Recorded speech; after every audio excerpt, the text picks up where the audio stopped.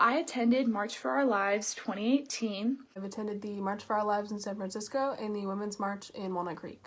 A march that I participated in back in April, I'd say, was against gun violence. I did the March for Our Lives and went to the Women's March in Walnut Creek. The march I participated in was the March for Our Lives.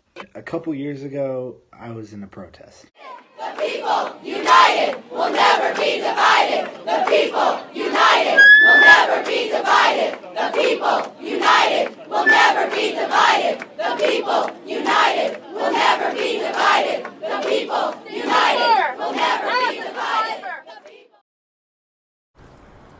For people in our generation, we have to keep going to school every day scared that something's going to happen to us, or we have to learn new ways to keep all of us safe within a classroom because we're scared someone will come in and shoot the school or do anything. So I feel like participating in that march meant a lot to me and so many other people my age.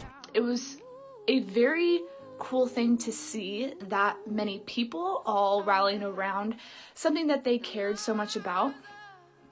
It was also very heartwarming and humbling to watch the people that performed and spoke at the rally because they had had personal experience with gun violence and have really strong opinions on gun control, and also have done some really awesome things with organizations that support gun control as well.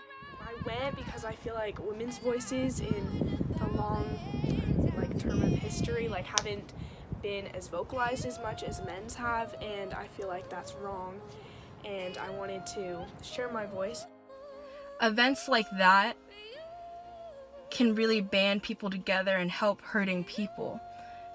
Even if it's not just to achieve some goal, there is some sort of relief or comfort in that kind of unity. I guess to be in a group with a bunch of people who feel the same way or who are hurting in the same way. And the reason why I did it is because it directly affected me and my fellow classmates and other schools in the world. We have to make a change if you want something to change in our lives.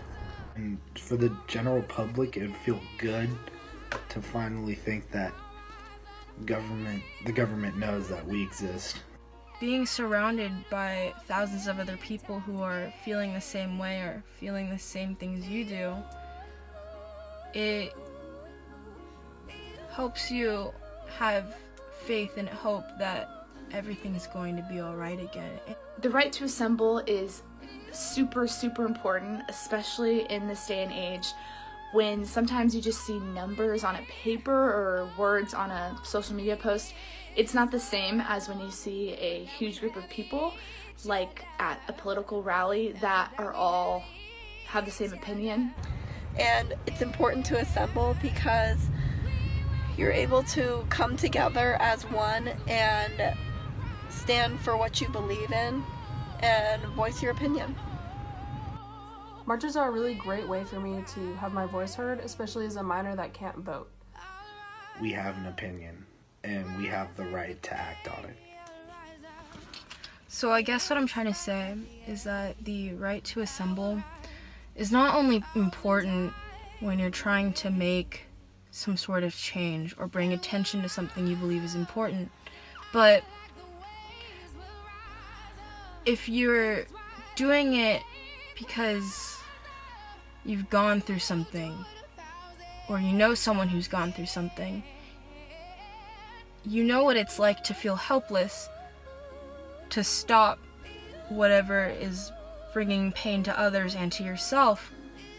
In my opinion, marches and other methods of assembling are extremely important in our society because they not only push the idea that people want change, but they also can bring in more people to their cause.